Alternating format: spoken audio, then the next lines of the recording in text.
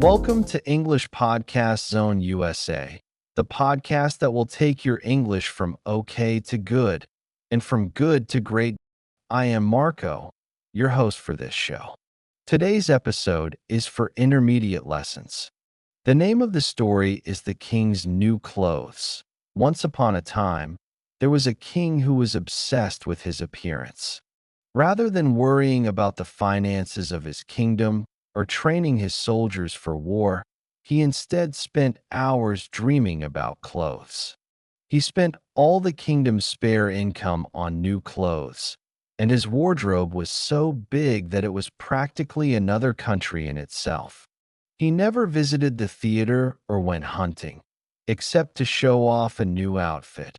And instead of the words, "the king is in council," the phrase, "the king is in his wardrobe," was regularly heard as so. The people of the kingdom wore old, dirty clothes. With no hope of comparing to the king's fine outfits, the soldiers were left with sticks and rusty swords for weapons, and the king's council did all the ruling for him. This worked out quite well, as the council knew far more about ruling a kingdom than the king had ever shown an interest in.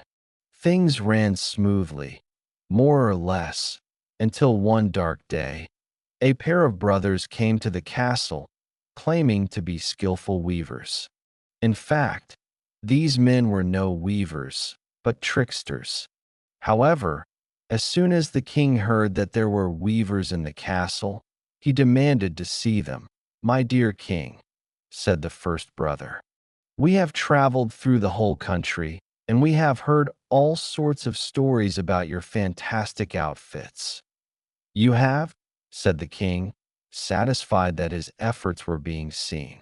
"How wonderful!" "We have a proposal," said the second brother. "We wish to weave you a beautiful outfit, so that your fame might spread not only to our kingdom, but to the whole world." "The whole world?" said the king. "Why, that would be a wonderful idea, wouldn't it?" He turned to his council, who seemed less thrilled by this idea. "If the other kings and queens hear that I have such an outfit, they will think we are rich to spend money on such things. They will surely not attack us." "It will not just be great," said the first brother. "It will be magical. We can weave a magic thread that is only visible to those who deserve to see it. Anyone who is stupid or unfit for office will not be able to see the thread." The king was delighted by this. What a brilliant idea! Not only would his outfit make him famous around the world, it would allow him to see which of his men were unfit for office and distinguish between those who were wise and those who were foolish. "I will waste no time," said the king. "Tell me, what do you need to create this wonderful outfit?" So, the tricksters asked for 2 huge bags of silk and gold and a room to work in. There, they set up 2 great looms and got down to pretending to work.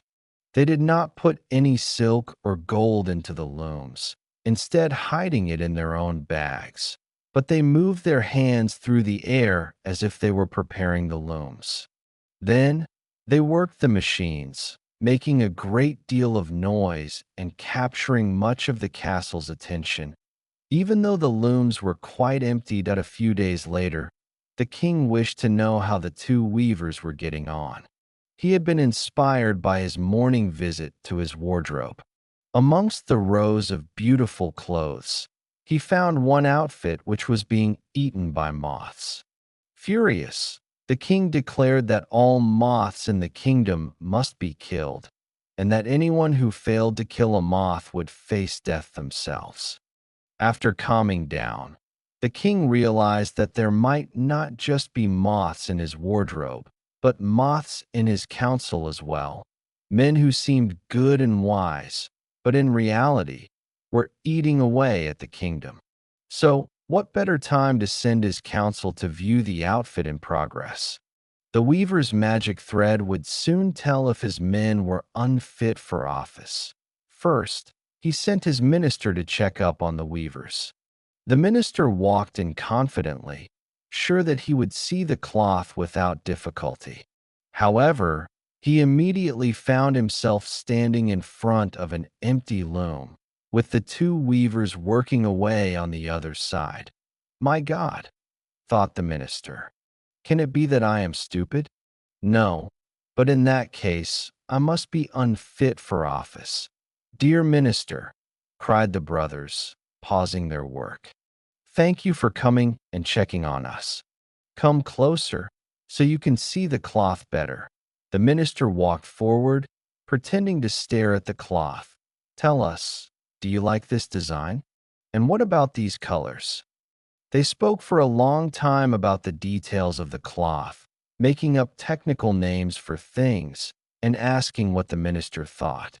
He merely nodded and said that he thought they were beautiful, and, to make sure they did not realize his lie, he asked for the names of the patterns and colors so that he might tell the king. Oh, and before you go, said the brothers, just as the minister was leaving, could we have more silk and gold? We are running out quite quickly.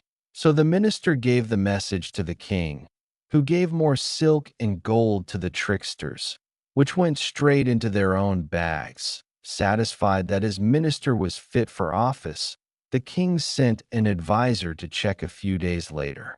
The advisor was just as confident of his ability to see the magic thread, and when he stepped into the room and saw the empty loom, he was gripped with panic. If I tell the king the truth, I will surely lose my head, he thought. So he made sure to stare at the loom and spoke loudly of how beautiful the cloth was and how he must tell the whole city about it. The weavers asked him plenty of questions, pretending to be deeply concerned about the quality of the outfit, finally asking for more silk and gold as the advisor was leaving. The advisor did indeed announce the news of the magic cloth to the city, and rumors spread fast. Everyone was waiting excitedly to see the outfit, so that they might distinguish which of their neighbors were foolish or unfit for office. Finally, the king decided that his moth-killing plan could wait, as he was eager to see the cloth himself. He went to the weaver's room with his council, and naturally, all they saw were empty looms, but nobody dared say a word in front of the king. The king himself was quite shocked when he could not see the cloth. Does this mean I am not fit to be king? He wondered. But how can it be? I have ruled so well all my life. But I wonder, my council has always done most of the work. And isn't that the job of a king, to be a figure for the people to admire, whilst the carefully selected council does all the work? I must not speak a word of this, or the kingdom will fall apart. So, the king said the cloth looked wonderful, and clapped the weavers on the back, and told them he would give them as much silk and gold as they needed, and more. The rest of the council laughed and smiled along with him, all commenting on the delightful colors and patterns, although each person seemed to mention a different color. Yes, yes, you have done a most excellent job, said the king. In fact, we must hold a parade. There, we will show off the new outfit, and afterwards you will be knighted. The tricksters' mouths feel open. What an honor to be knighted, they cried. Our king is too kind. The night before the parade, the weavers stayed up working, burning hundreds of candles and running the looms until their fingers bled. Then they pulled off the cloth, cut it with scissors and sewed it with needles. Although, of course, all they were really doing was cutting and sewing AI in the morning, the tricksters came before the king, holding up the pieces of invisible clothing one by one. Here are your new trousers, my king, they said, and they helped the king into his invisible trousers. Here is your new scarf, my king, they said, and they helped the king into his invisible scarf. Here is your new cape, my king, they said, and they helped the king into his invisible cape. The thread is so light that you will not even feel it, they explained. Why? It is as light as air, the king cried. The weavers took the king in front of a mirror, where he stood completely naked, but they looked him up and down as if examining a fine piece of clothing, commenting on how excellent he looked. Ah, but there is one problem, said the tricksters. Someone will need to carry your train. So, the king ordered some of his men to stand behind him and carry his train, but of course they were just holding air. The parade began, and all the people of the city pushed into the streets and leaned out of windows to see the king's new clothes. Of course, there was really nothing to see, but nobody wanted to admit to being stupid or unfit for office. So the people cried out about how wonderful the king looked. Finally, a young girl saw the king, and she could not understand what everyone was talking about. "But he's naked," she said, pointing. "The king is naked." The little girl's words spread like an illness, and like moths to a flame, the people all began to comment on the king's new clothes, or rather, the lack of them. Soon, comments turned to laughter, and people began to openly make fun of the king. It does not matter, he thought to himself. So, the people of the city are stupid. What a surprise. I know I look excellent. When the parade was over, the king returned to his castle to find the weavers and knight them. But the two tricksters were nowhere to be found. Hello? Where have those two gone? They had disappeared the moment the parade had started, taking all their silk and gold with them.